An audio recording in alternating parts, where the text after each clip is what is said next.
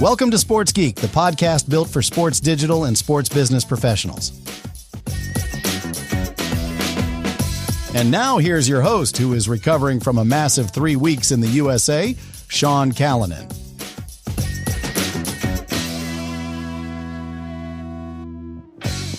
I'm Sean Callanan, and welcome to episode 408 of Sports Geek. This week, I wanted to pull back the curtain on some of our work with the NFL over in the States recently, both at the Pro Bowl games in Orlando and then in New Orleans for Super Bowl LIX or Super Bowl LIX, it was known. Just sort of want to take you through some of the stuff that we did and sort of also how we got here.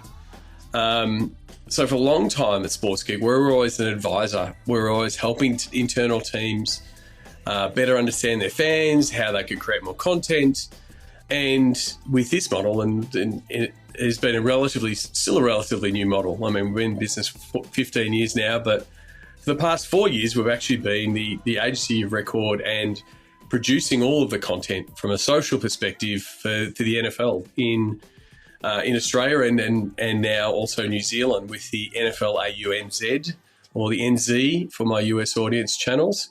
It all started 4 years ago. Lucky enough to get a call from a good friend of mine and former podcast guest Andrew Collins, who worked out of Mailman, and they were doing a lot of the work in different international markets and didn't have anyone to cover the bases in the Australian market. And so lucky enough got the call up to say, hey, can you help with the NFL channels in Australia? And so at that point, we were reporting and checking in weekly with the team in LA that was running NFL International.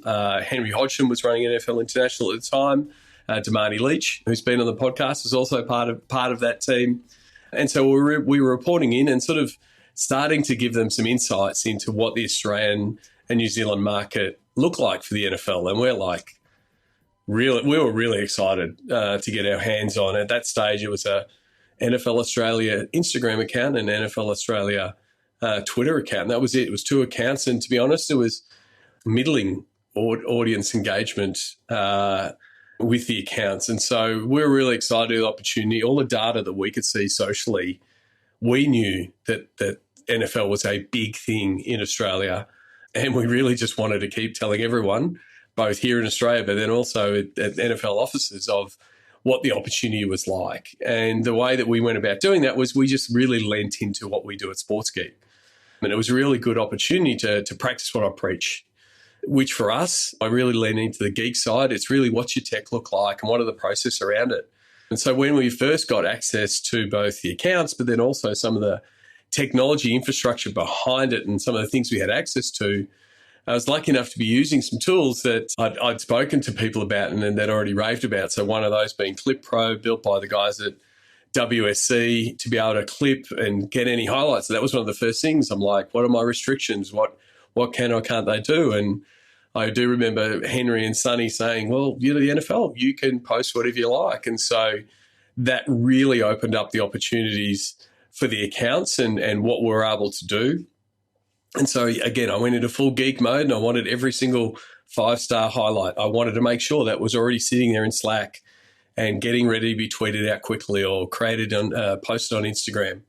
And then we started looking at how could we start using those tools, but then also getting out what we like to call this fast content that's easy to consume, that is really built for social. And we really lent into using a product that we use with a lot of Sports Geek clients, which is Canva, an Australian-owned product, and really leveraging and really pushing the limits of what Canva could do, whether it be in the photo editing and design space, but then also early on in that video space. So that was the first port of call for what we did in that first year. It was really important to get that tech foundation and go, look, I know we can do something. But then what we do really well is helping under-resourced teams over-deliver. And I knew this wasn't a job that I could do alone. I know enough NFL to be dangerous, but I would not ever consider myself an expert. So I knew I needed to find someone that had that NFL knowledge that could learn, if I was to speak like the Mandalorian, the Sports Geek way, in the way that we both tackle storytelling, get news out, leverage the platforms in the way that we want them to be leveraged. And I knew I had the capability to train those staff and those people up. Lucky enough to do it across multiple sports. There's some really talented people out there that I'm lucky that I helped work with to help them get those roles and flourish in those roles. It's a real key point and a big part of success. For what we've all done on the NFL Australia and New Zealand channels is Dylan Parks as a digital producer that, quite happily say I recruited via the Twitter DMs because he was interacting with us on Twitter Spaces in a point where I'd actually had to change over the initial digital producer that I'd hired and had done a really good job in those first 10 weeks of the account, had decided to take a different change of direction. And so I needed to find someone that, one, loved their NFL, but also had a skill set that could be molded to understand, what this social space could offer.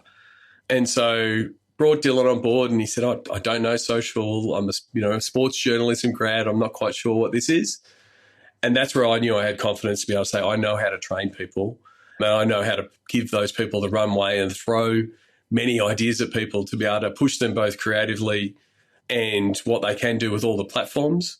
And so here we are, 4 seasons later. We just finished our second Super Bowl on site. We were there last year in Las Vegas and obviously learned a lot last year and gave us some more tools and more opportunities to plan. As much as it's hard to plan for an environment, that's what I sort of want to go through in this podcast.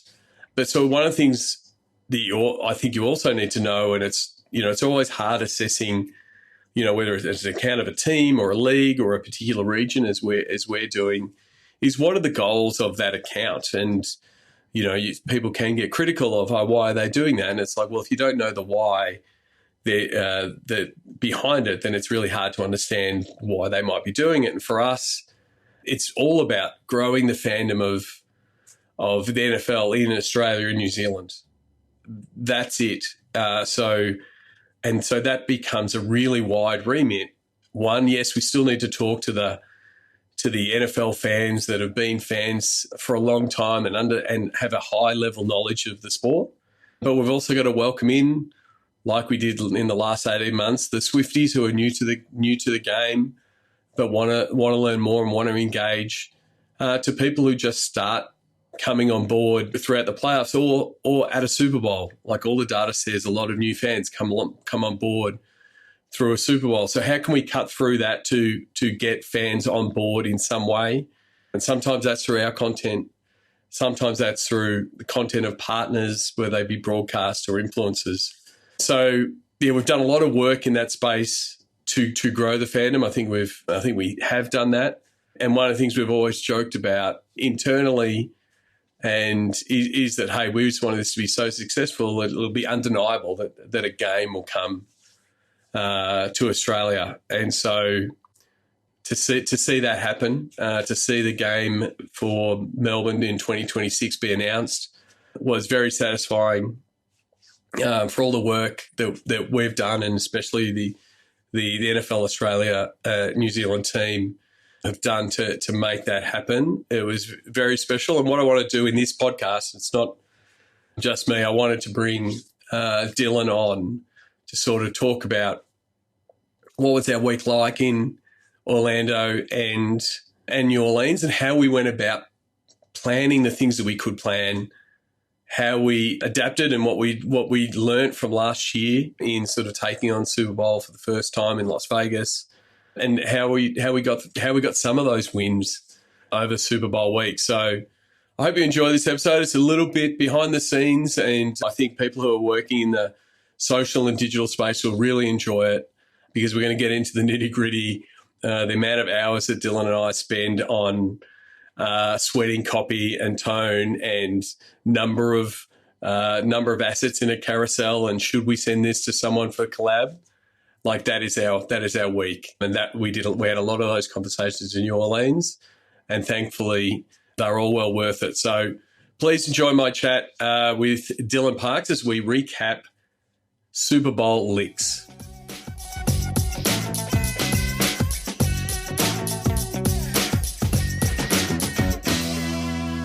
Very happy to welcome my digital producer who runs all things on NFL AUNZ, Dylan Parks. Welcome to the podcast. Thank you. It's good to be here.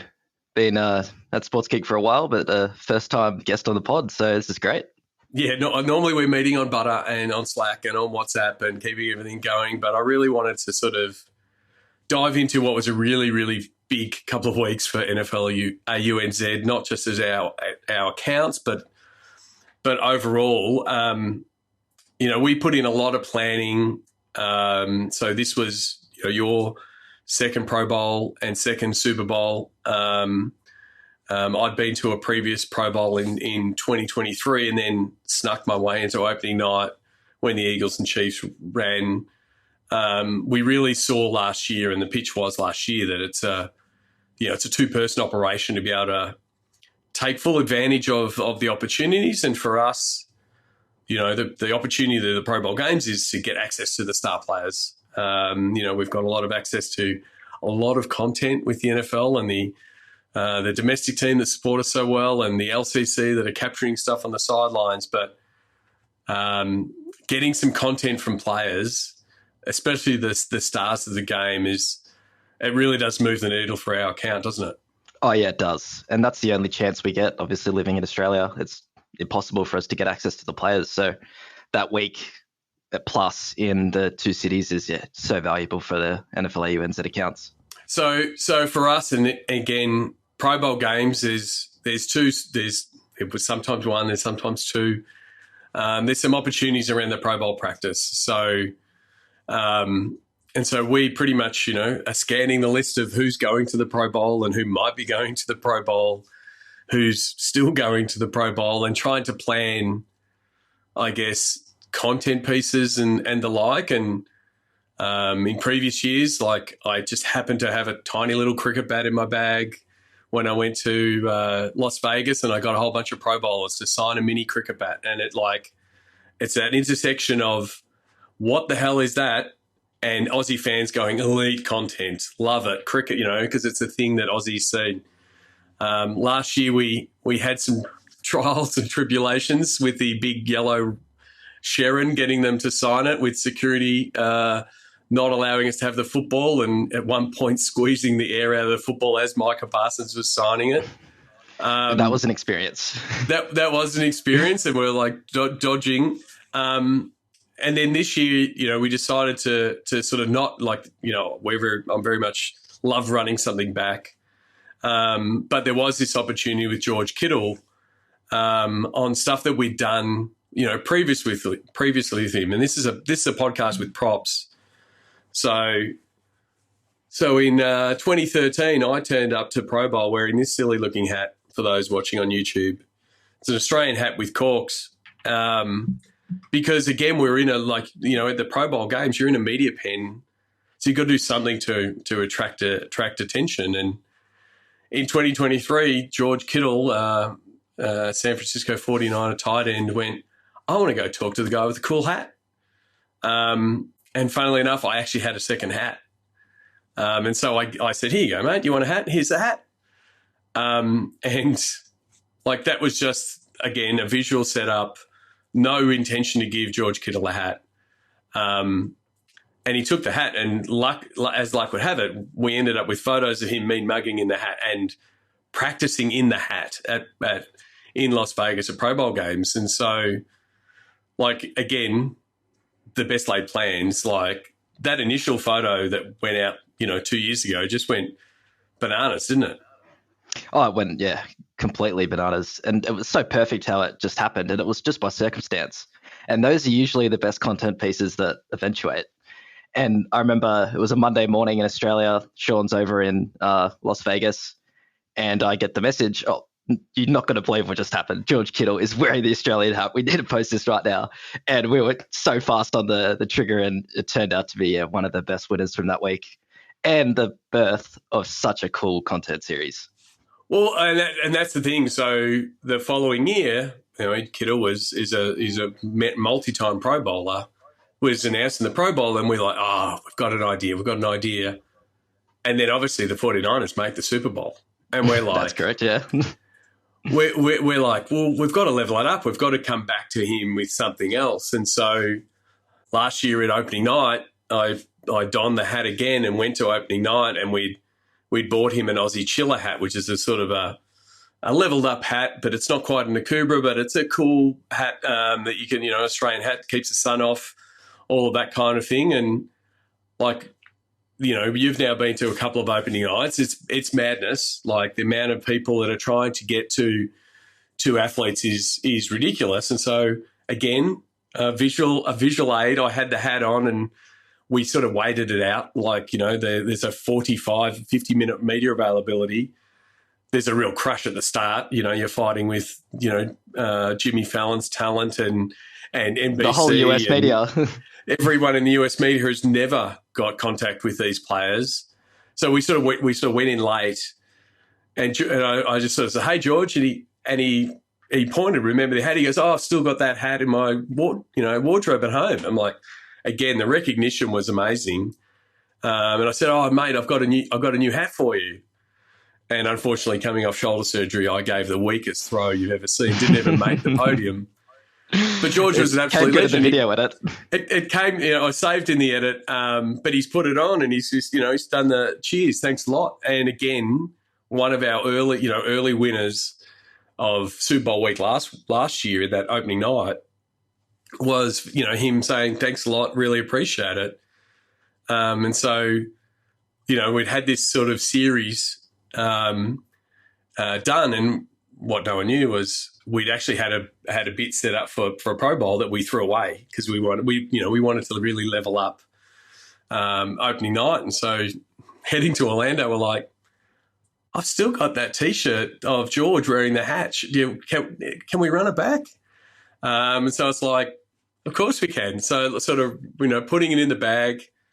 And then again, the madness that is the Pro Bowl games practice where the media are sort of, there's the local Orlando media trying to get a few grabs, and then there's, more of these social audience type channels that are trying to get small grabs, asking them, what's their favourite ice cream or what's their first job at high school like. So everyone was trying to do their bit. We had the AFC first and we sort of did a few grabs, and we've got some grabs that are still in the can. Tried a few things, and it's a very hit and miss. It depends on the mood of the player. It's a very hit and miss atmosphere where you have a plan, you can execute the plan, but have backups because plan A isn't always going to work. Have a plan B, plan C, and sometimes even D and E, so you can pivot quickly in a fast-moving environment to make it work best.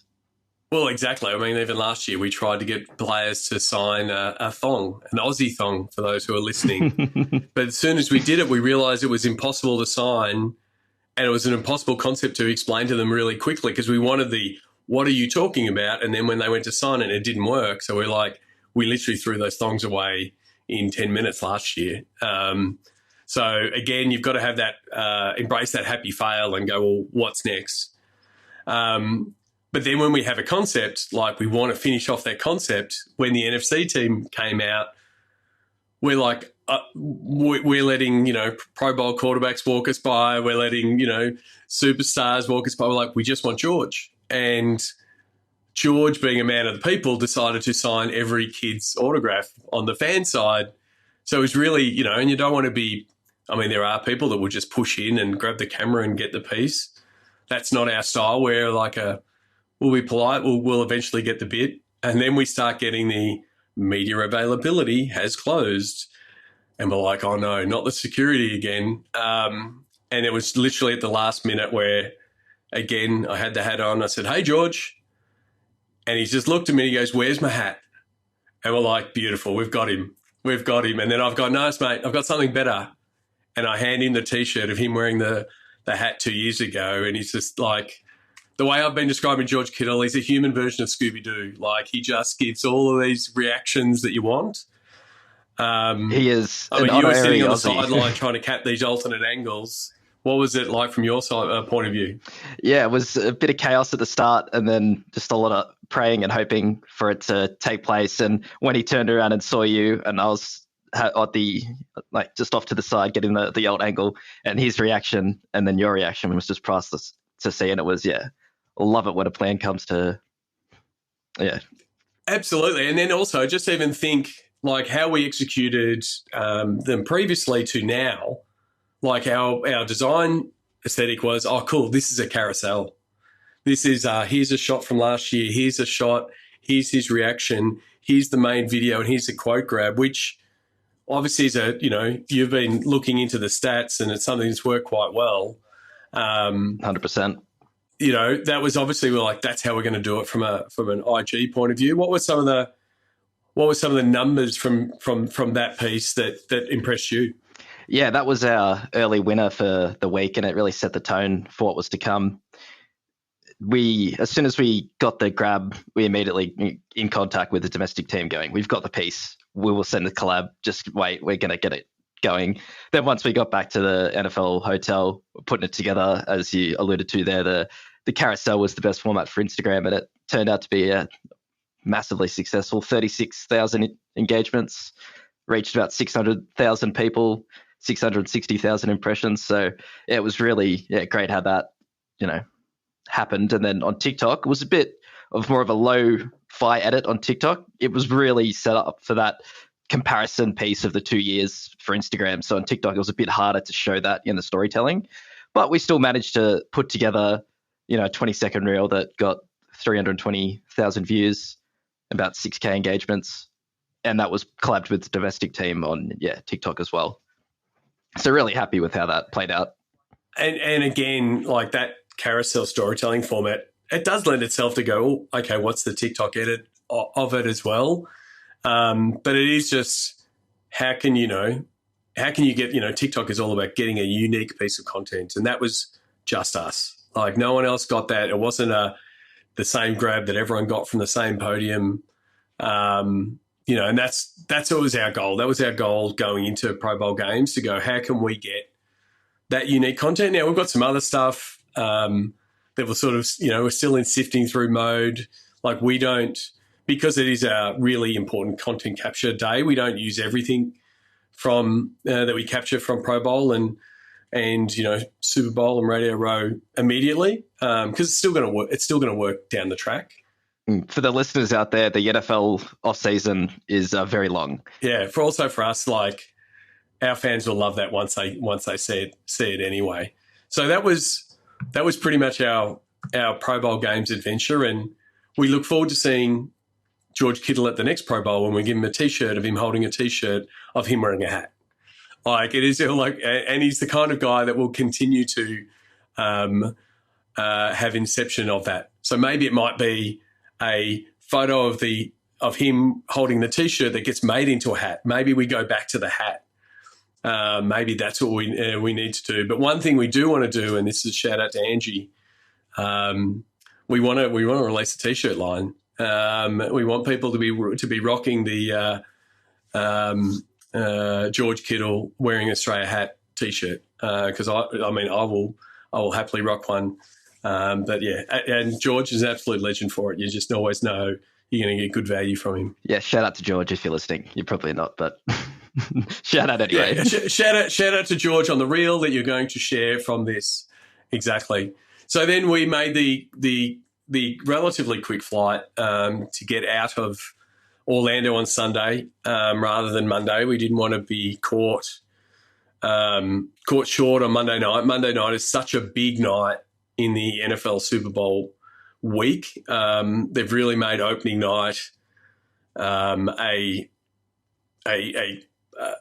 it kicks off all the content for the week. Again, like you said earlier, all of the US media and international media start turning their attention to the Super Bowl. And so for those who've never been, they effectively have 1 hour of media availability for one team and one for another. 6 of the main stars have a podium, but the rest of the players are just wandering around the field, and you can pretty much interview everyone. Now, we've had, like we just sort of discussed, we had some success last year with George Kittle. We had some success with Travis Kelce post last year. 2 years ago, I was lucky enough to just hand Jordan, the podiums were set up differently, where I was able to hand my phone to Jordan and he did a piece of camera for our account. Describe what it's like opening night from your point of view and trying to get into capture and trying to figure out what you can capture.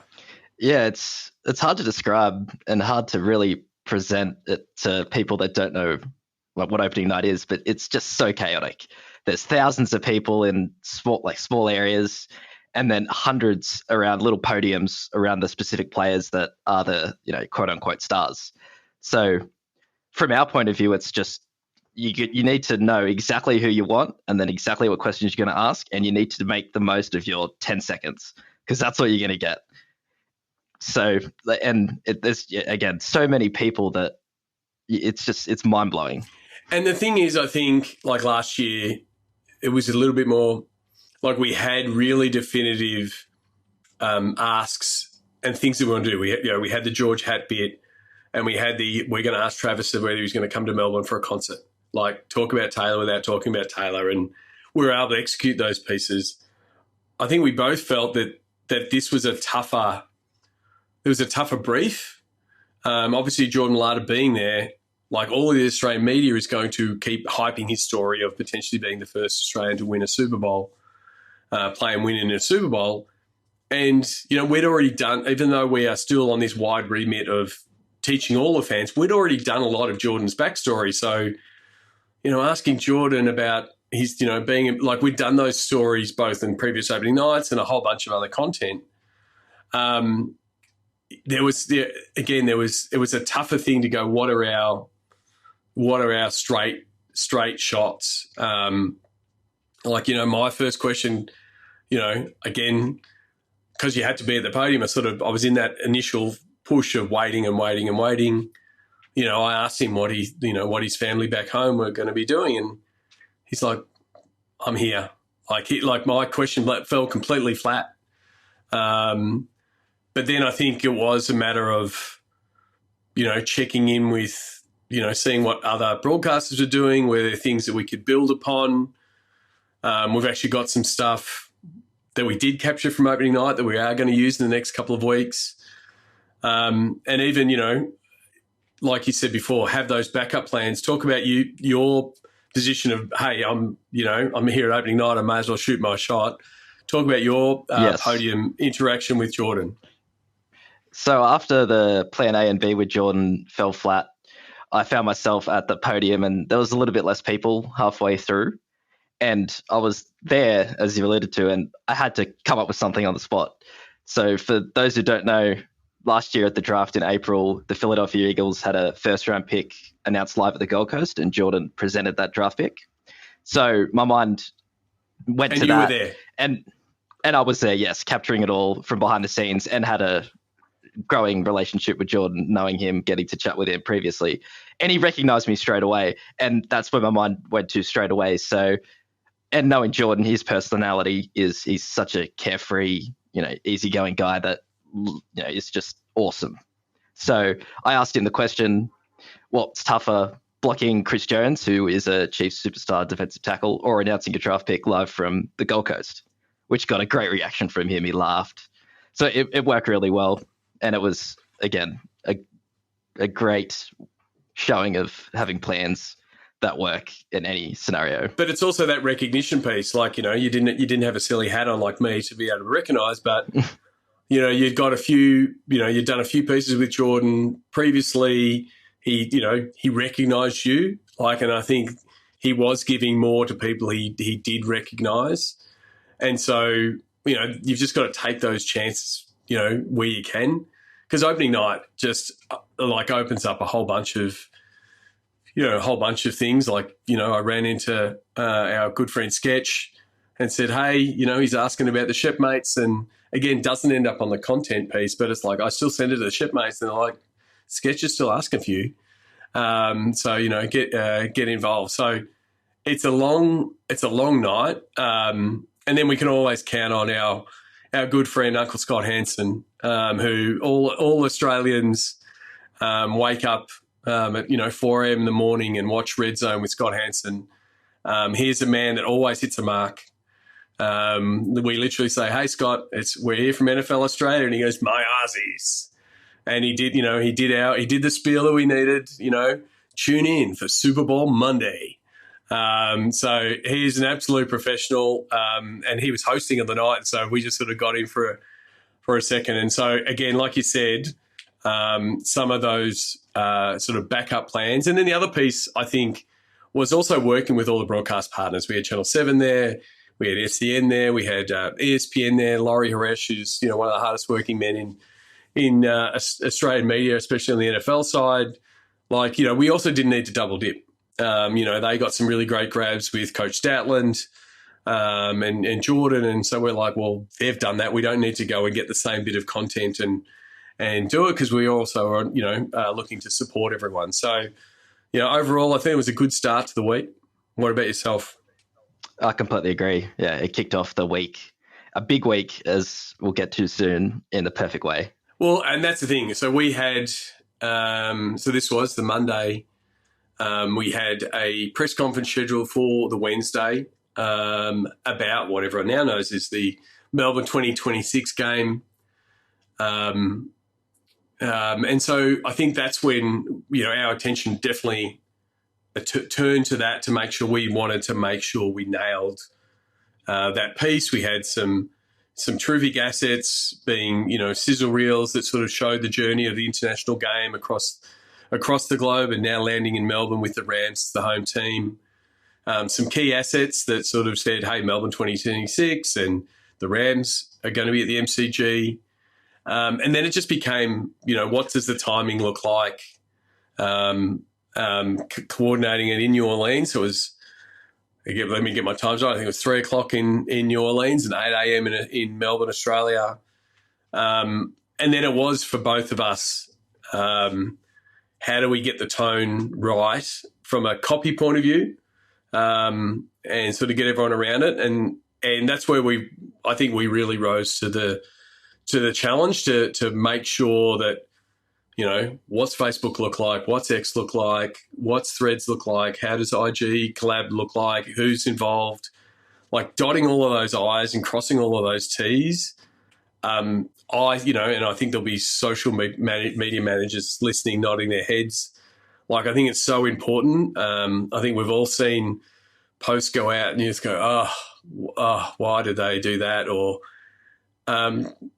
take us. I mean, and we've got our system where, we've got Notion where we have all the copy and the copy for the different platforms and making sure all the handles are right.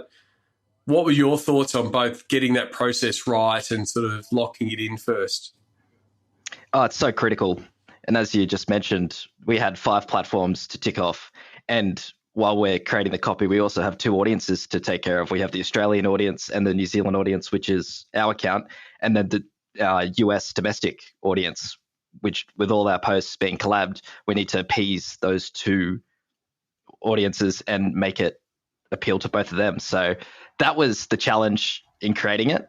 And then having it ticked off by different people adds another layer to it. So I was quite, very happy, I should say, with what transpired and our process behind it, which is so important. Without that process, it would have been so much more difficult. And that's what I think. I think the piece for us, and I think there is sometimes social folk that feel helpless or feel out of the loop or feel like the last to the party, potentially. Like, what we did was we were like, well, we'll just own it. We'll just own as much of it as possible. And it's much easier for someone to say, yes, that's all good, than, because we weren't precious to say this is the only way. But we thought, if we write it all out and we have every single thing planned and someone can go and go, that looks great. And it's, because we're working with other people that had a lot on their plate. And so it was really great to, shout out to Colin Huber, Colin and Bryce at the domestic team, who both looked it over and said, that looks good, guys. We're happy for you to lead.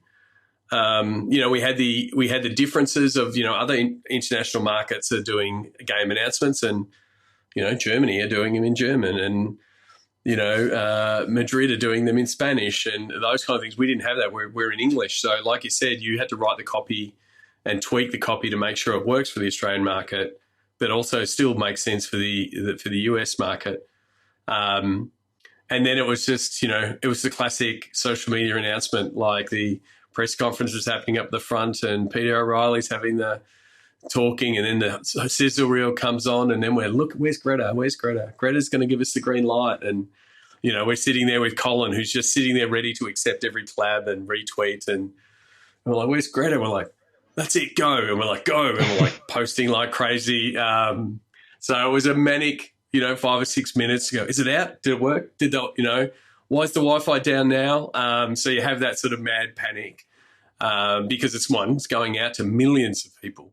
And the good thing was, it was, and it was rubber stamping, unfortunately it was leaked a week prior by a news organisation that shall not be named. But it got it wrong. And so it was good to be able to at least rubber stamp it and say, this is the official piece. This is the official team, the Rams. The Rams have been announced. No one else has been announced. And then it was a bit of a big deep breath, and hey, it was done. But it was a real historic moment. It was absolutely awesome to be in the room when it happened. Oh, it was so awesome. The 10-year-old NFL fan in me was just living the dream, and to start in 2021 on the accounts with 15, 20,000 Instagram followers to now having 70,000, having a game announced next year. It's so special to see how that journey has progressed in the last couple of years. And it is something that we've, joked about internally of, we just need as many social followers to fill the MCG. And, if you can, we've done it a couple of times over, but we're actually, we're getting pretty close to a couple of our platforms. With TikTok now over 80,000 and Instagram over 70,000, we expect that to grow. And, if you're not following the accounts and you expect to get a ticket, well, if you're not following the accounts, you won't get a ticket. So, for starters, you should be following the accounts. But it was a big win, and to hit all the marks again.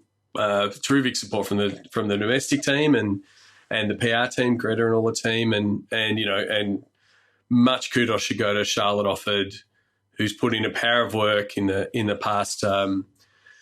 Past 3 seasons since she's come on board as GM of Australia and New Zealand, to liaise with all the governments and, have all the conversations with the NFL to make a game happen. Absolutely amazing effort. Couldn't have said it better myself. Then we went from, what we learned last year was, being on Radio Row, what the opportunities were, and, you could just ambush players occasionally.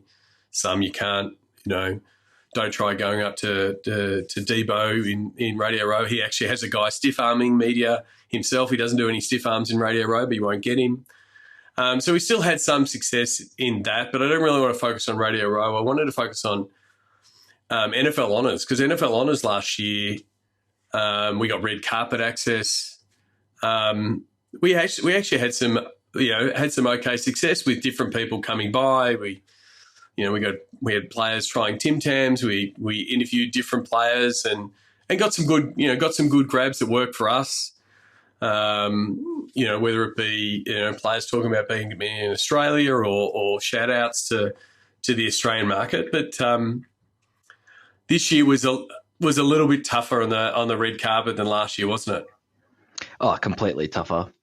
It all depends on where you're situated on the red carpet. So last year we had a really good location where people would come right past us and we could draw their attention to bring them over.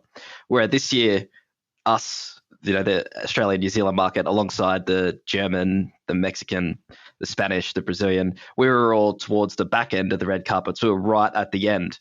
And the players and the people and the partners would just walk right past us, and it was really tough to draw them in. It was a red carpet design, because last year was a straight shot, and eventually, yes, they might have been sick of the red carpet, but they still did go past us, whereas there was sort of a U-turn right next to us, and, players could miss us. So, we've got some great vision or some great shots of Josh Allen chatting with George Kittle, but we didn't get access to Josh Allen. And we had questions ready for Josh Allen to ask him about his mate Danny Rick. And so again, it's one of those ones where it's like, who are we going to ask and who do we want? And it, to a certain degree, you can't pick and choose, but it was also a case of just getting those reps in. Last year, I was the one holding the mic, talking to people, and it's something I wanted you to do. And I'm not feeling it. I'm not getting anything. It's get in there.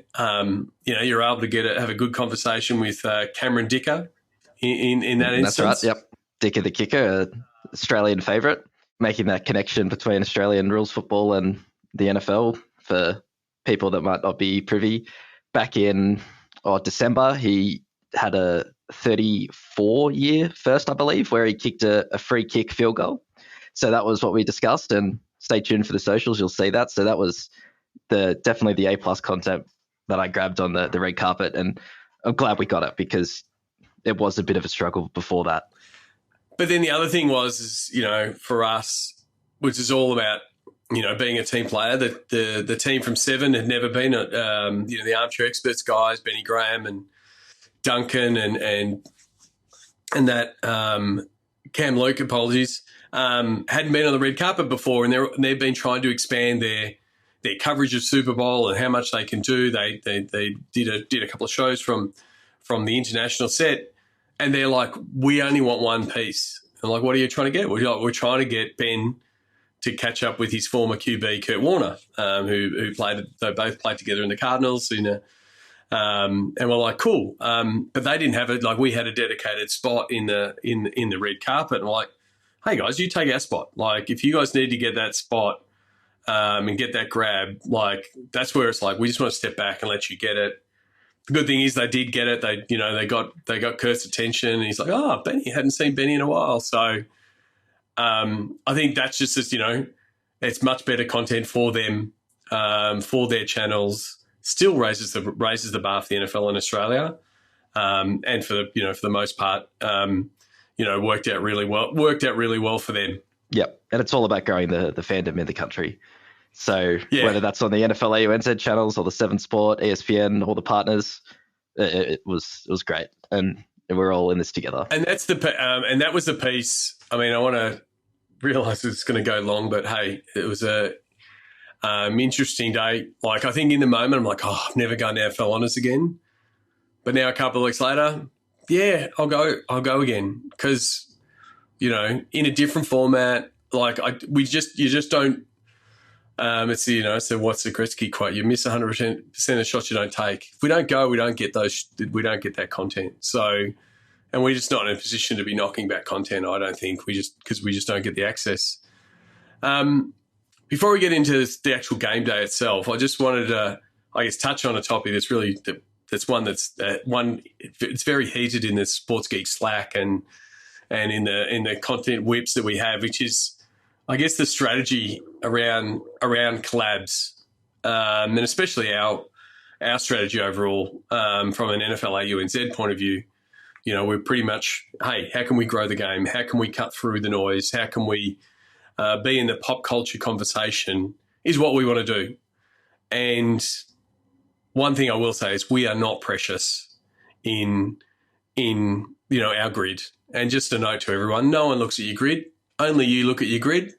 And, again, even Dylan's smiling like, yeah, you check your grid out. Oh, it's not quite that. But, again, you're the only one doing it. And so our strategy, especially around Super Bowl, is if you've got an engaged audience, if you've got a genuine interest and your footballers are showing an interest in the Super Bowl or your fans are showing interest, collab away. Like, it just opens up new audiences. You don't know where those conversations go. That might be the entry point in. The Super Bowl week and Super Bowl day is a collab frenzy, isn't it? Yeah, it's completely crazy, just the amount of collabs that come through. As you said just then, we're not too precious, so we usually accept away as long as it's content that's relevant, that has ties to the NFL, that grows the game, that has reference to the important subject of the Super Bowl that's going on at the time. Yeah, we accept away. And that's the thing. I mean, the advice for, and that's what we're saying. It's now, I think I have seen studies saying the Super Bowl is bigger than the Melbourne Cup, which is a day that, in Victoria, you get a day off for. Like, people are taking the day off or they're stopping work for a couple of hours to watch. A lot of the AFL and NRL teams in preseason will have their morning session a little earlier and then move to the theaterette so they can watch the game. And, we did see a bunch of the AFL, NRL clubs come in and give us their tips, give us their take on the Kendrick Lamar halftime. a bunch of different ways. And for my own advice for those teams doing it, like the game is going to kick off at 10 o'clock ish, in Australia on a Monday. Get in early. Get those collabs in early. Get those prediction collabs in early. The ones, shout out to North Melbourne who did a terrific job in getting those collabs in early, on Saturday and Sunday, because it's like you're going to get more runway, because on the day, I think that 7:30 to 10:30 time, when I'm talking Australian time, it was a bit hot and heavy in the accept. So I think there is a bit of, if you are the club sender, especially in these major events, it also always, I don't think every account's like us that's just going to accept. I think there is that building of the relationship that you want to do. But, I think there's more for us to unpack and collabs overall. But just from a Super Bowl point of view, it's an accept away. And it really, how many did we have in total of posting on the day? In total, we had about 54 unique Instagram posts, including collaborations, about 17 to 20 TikTok posts, including collaborations. Add in X tweets, updates. We're looking at over like 150 pieces of content just on the Super Bowl day, which is amazing considering, we're doing it from inside the stadium. That we are. And so I think that's one of the shifts, that it's more, you're the one that's on the tools on a weekly basis, and you're normally doing so as you're doing now, sitting in your chair with a nice big screen and multiple tabs open, and I guess moving to that, mobile first scenario to get things out. That was a bit of a shift for game day. For you, but I think one of the things we want to shout out is the team at Slate, for what they were able to, Slate as a tool to be able to grab the vision and then quickly, brand it up and get it out. Yeah, Slate were crucial to keep the branding consistent in all the posts, to help with the copy on the video, and to include all the Super Bowl fonts and colors in the brand kit that are so important.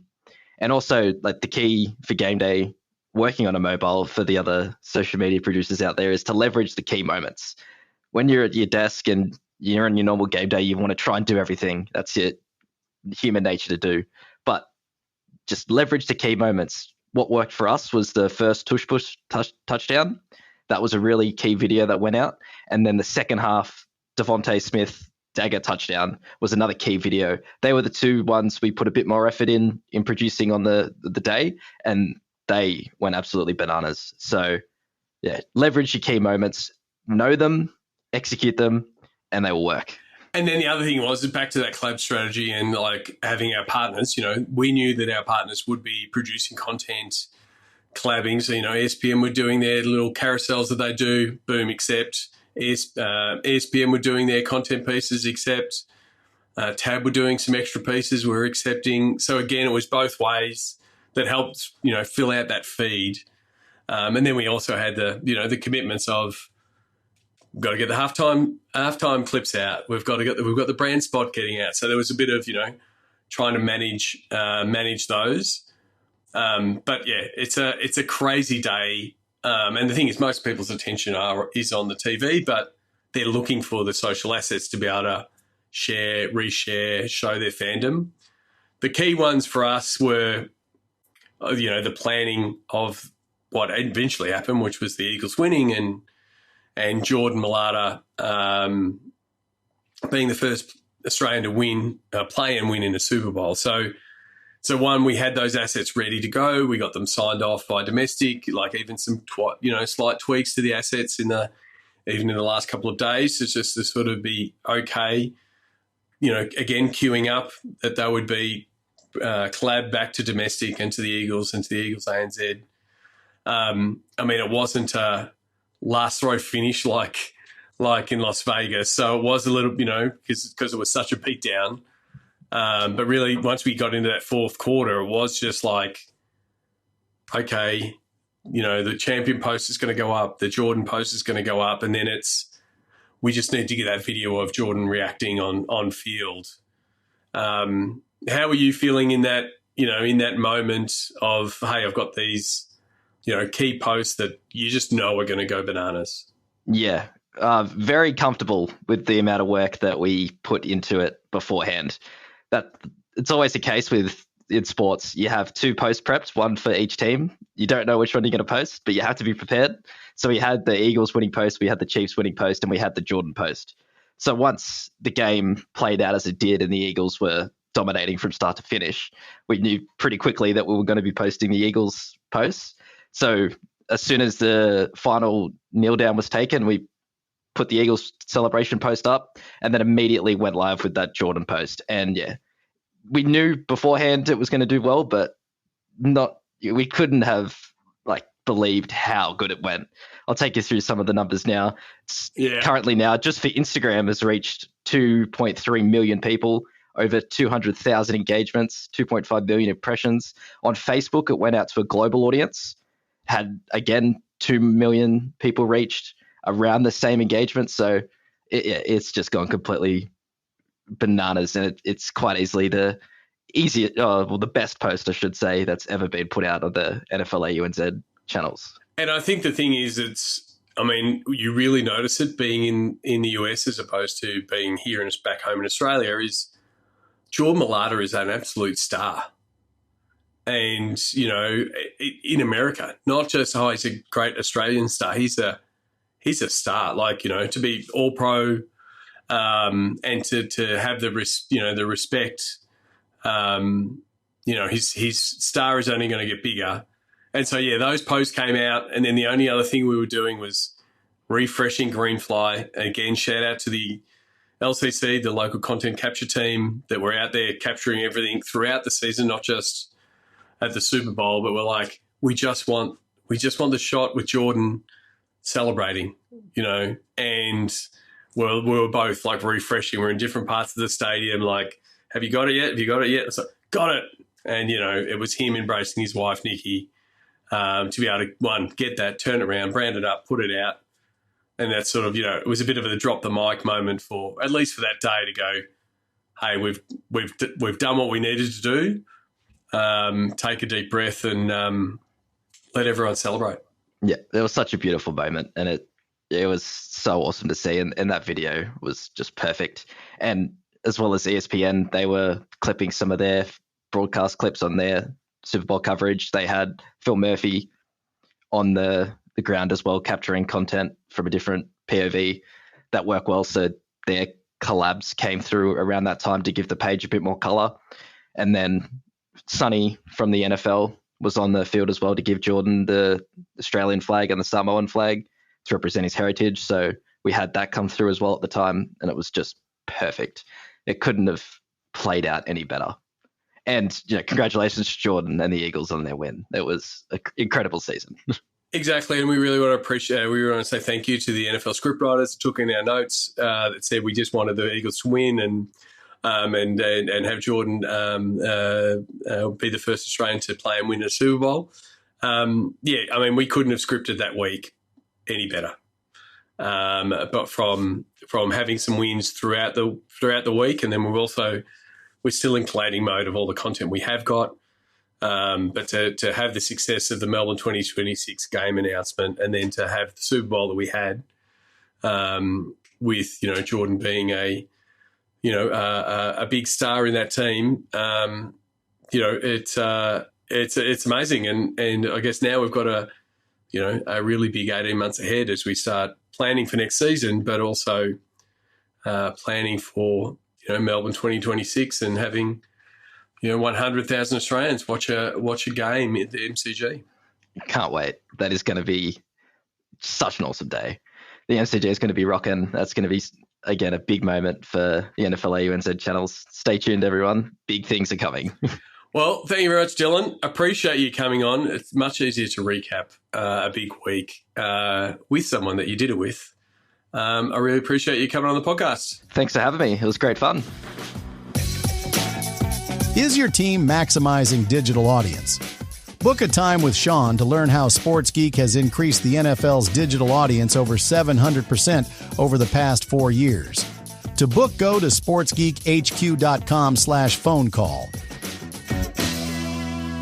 Thanks again to Dylan Parks. I really appreciate all the work that he did both in Orlando and in New Orleans, but also all the work he has done on the NFL AUNZ channels over the past 4 seasons. We'll have links to Dylan's LinkedIn in the show notes, but please, one thing he will ask is you to follow NFL AUNZ on Instagram, TikTok, Threads, or Twitter. Would really appreciate it. You can find all the links, and we'll put links to all of those key assets that we talked about in this podcast. The George Kittle hat bit, the Melbourne announcements, some of the stuff from opening night, some of the killer pieces for Jordan Mailata. We'll put them all in the show notes. You can find them at sportsgeekhq.com/408. Before I wrap up, did you find this interesting? Do you think it would be interesting for your team to sort of go through a bit of a process, a bit of a Monday morning quarterback, potentially with myself and maybe even Dylan, in helping you better understand how you can tackle your major events or your seasons? That's what we've been doing at Sports Geek for 15 years. Always been helping internal teams get better.